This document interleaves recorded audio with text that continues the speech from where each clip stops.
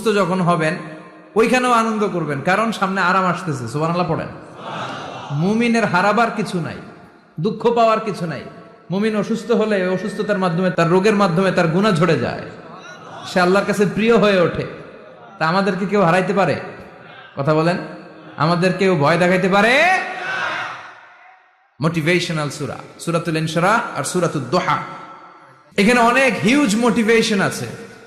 যারা হতাশ, যাদের জীবন ভাল লাগে না, মরে যেতে মনে চায়, গার্লফ্রেন্ড গালি দিছে, আছে না নাই? আবার বয়ফ্রেন্ড গার্লফ্রেন্ডের গালি দিছে, এ ওড়না পেঁচায়া ফ্যানের মধ্যে ঝুলে আত্মহত্যা করে। আহা, কত বড় পাগল, তুই মরলি কেন? গালি দিছে তো কি হয়েছে? হ্যাঁ, বুঝতে চায় না, হতাশ হয়ে যায়। আর বয়স কম তো, ইচড়ে পাকা, অল্পতে কাবু হয়ে যায়।